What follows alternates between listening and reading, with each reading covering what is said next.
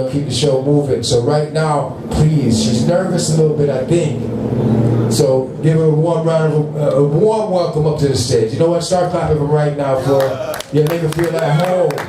Good luck for the Maru. Yeah, that's what I'm talking about. Good night, everybody. It's Maru, not Maru. Maru. It's a pleasure to be here. Thank you, BYLINX, for having me up here.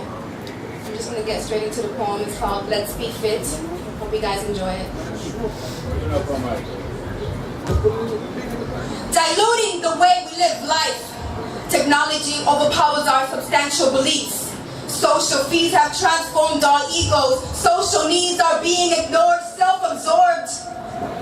We care only for ourselves. Me. Are we not our brother's keeper? Information flows through the internet as situations take place, and as we enter it, we watch in amazement.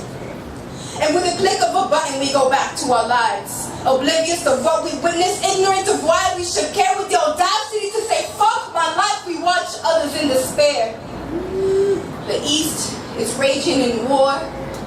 The West is overflowing. Our countries are slowly dying while our leaders are ever growing. And it's mind-blowing the way we live in these bubbles, pretending to know what we don't, to care for what we could care less for.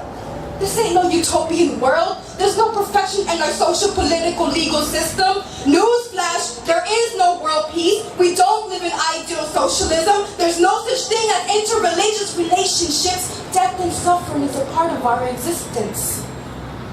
But even though this is true, still I ask, why must we look the other way? Why must we disregard the pain of others, the struggle of many, the attempt at survival for some? Let's not get reeled into selfishness. Bring back that substance that once existed in our hearts, that truth we longed for. Let our prayers be not of our wants and needs, but for our neighbors. Let's pray for that world peace. We need to open our eyes, engage in society, protect our environment, live with integrity. Physically, mentally, spiritually, let's be fit. We cannot allow the ways of this world to become a path of destruction. Let's use what we have for the betterment of our nations. Let's become persistent in bringing salvation to those who lack. And I don't mean material possessions. I'm talking about education. I'm talking about dignity. I'm talking about freedom. Freedom of expression. Freedom of movement. Freedom of just being. Are there people in this world dying of malnutrition, being harassed by the system, raped every day in order to survive? We are not dying to live. We just live.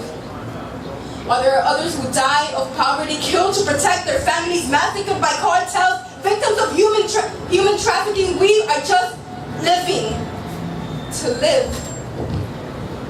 We take for granted the light of the sun, the earth that feeds us, the technology of today even.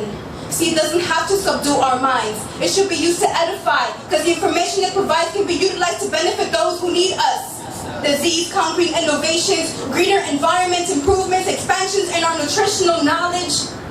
Let's take advantage and let nothing go to waste. Let's become efficient in our coexistence. Physically, mentally, spiritually. Let's be fit. Thank you, y'all.